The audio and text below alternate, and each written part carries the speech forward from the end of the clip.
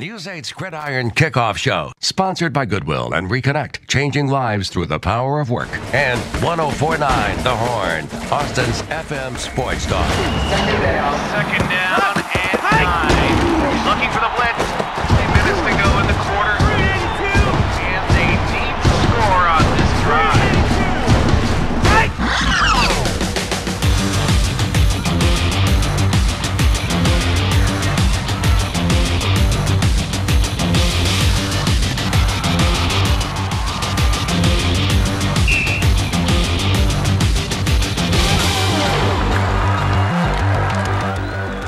Well, that is how last week ended, and what an ending it was. Bowie over Austin High on a last-second touchdown. We can only hope that things are this good this week, and certainly they should be with playoff spots on the line. Yeah, that's right. You would like to think so. Good evening, everyone, and welcome into our Gridiron Kickoff Show. I am Ricky Doyle. And I am Mike Berman. We started this show more than 2 months ago. Now just 1 week remains. Wait.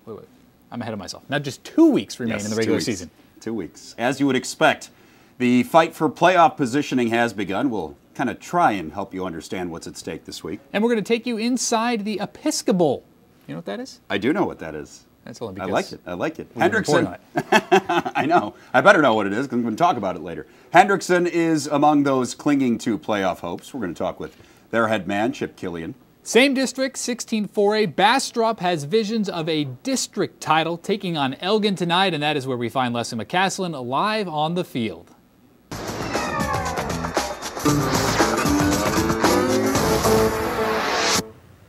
Well, Ricky, it's just like you said. This is a big game for Elgin and Bastrop because Elgin is still looking for their first district win of the season. And like you said, Bastrop is hoping to win the district title outright. But before they play Hutto, who they are battling with to end the season next week, first they had to beat Elgin and take care of business here at home. Let's go to the highlights. So on to Memorial Stadium, Elgin visiting the Bastrop Bears.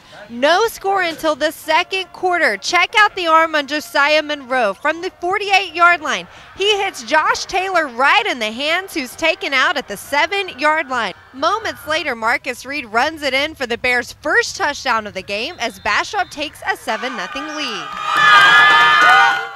A little later, after a fumble, this time from the 44-yard line, Monroe hits Mason Foytick.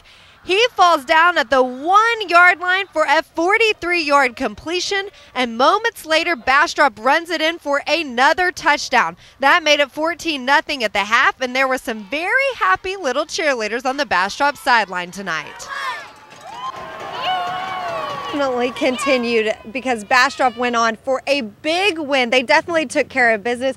42-0 is the final of Bastrop over Elgin. And of course, now they are 4-1 in district play. They'll play Hutto next week. Whoever wins that will win the district title outright. So Bastrop really excited, needs to get that win next week. Josiah Monroe, can't say enough about his performance tonight. So good on his feet, so good through the air. He made plays both ways. He's just a talented quarterback. Bastrop definitely lucky to have a guy like that. We will hear from him later on the show. Back to you guys. All right, Josiah Monroe committed to play college ball at UTSA this Big week, for him. celebrating with a good game. I don't know that he needed to make a commitment to celebrate with a good game because the kid's pretty darn good. All right, so Elgin remains winless. Bastrop keeps its title hopes alive, as Leslie said. We'll talk more about that district coming up a little later in the show. That's right, but first we get you to some of our other Thursday night action, including at Nelson Field. Lanier celebrating homecoming, late homecoming against Crockett. These teams tied at 2-2. They're battling for 4th place in the district, which is the final playoff spot. Joseph Basemore there slicing through the defense with a touchdown. Extra points no good. Crockett is down by 1. After another Cougars score, it's 13-7. Kalen Britton's pass picked Vicente Cantu. And look at this, Cantu not done there. Showing off his moves, weaving through the crowd. We give him 50 yards. We give him a pick 6. And we've got Crockett up 43-10 in the 4th quarter. Let us head over to the Texas School for the Deaf. Rangers hosting Giddings State School. They are the Indians. Defense is going to come up big early on for the Rangers. It's the first possession of the game. Mickey Signs intercepts the Giddings State quarterback. Ricky, he actually took that all the way back for a touchdown. Would have been about 98 yards. Yeah, you cheated him. Block in the back. Oh, no. Block in the back. No good. But they would cash in on the turnover. Dalton Etke deep to Akeem Gidry, 73 yards, makes it 7-0. Texas School for the Deaf. a nice win in this one, 34-16 final score. All right, we promised more earlier on the topsy-turvy world of District 16 4A, and now we deliver. We always deliver. Well, that's like we like to do here.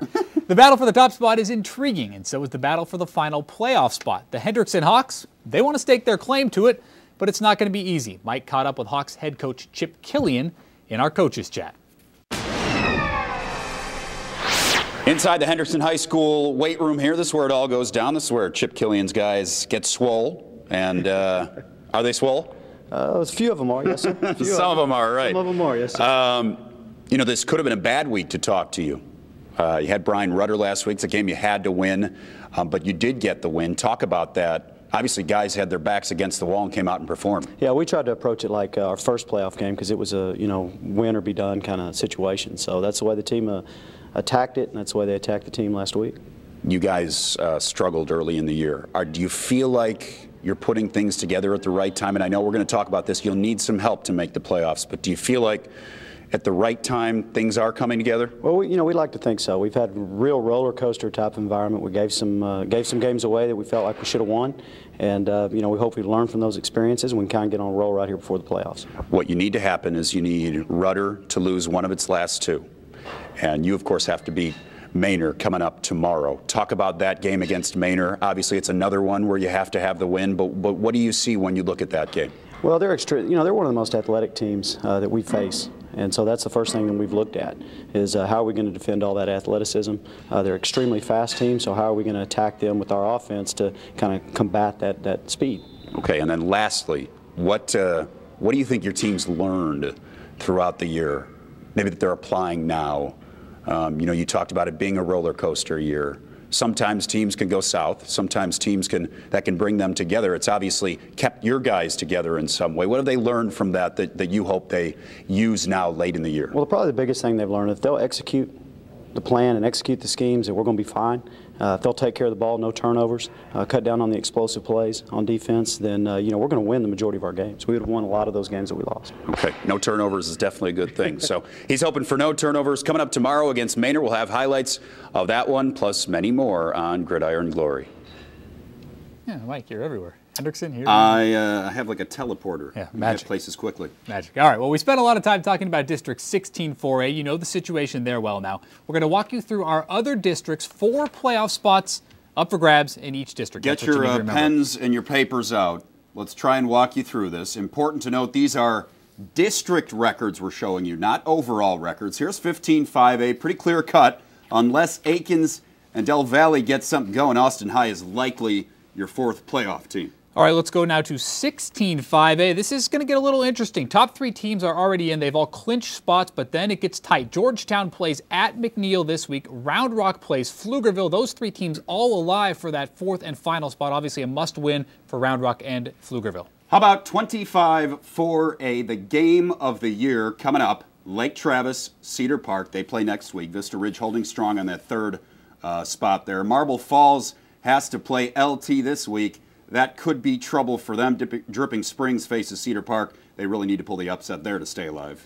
All right, now finally, 26-4A, the fun one at the top. 3 teams alive for the district title and likely to finish in a 3-way tie because they've all already played one another. So that leaves one spot up for grabs. It's Crockett and Lanier, and we showed you that game earlier. Crockett winning big, so that would probably give Crockett the 4th and final playoff spot in that district. There you go. Got it all. Quiz later in the show. Easy. Yeah, it's that easy. Piece of cake. When we come back on the Gridiron Kickoff Show, Chip Brown is in with this week's Eye on the Future. And we will preview our game of the week. Here's a hint. It's coming out of District 16-5A. We'll hear from both of them when we come back. Stay with us.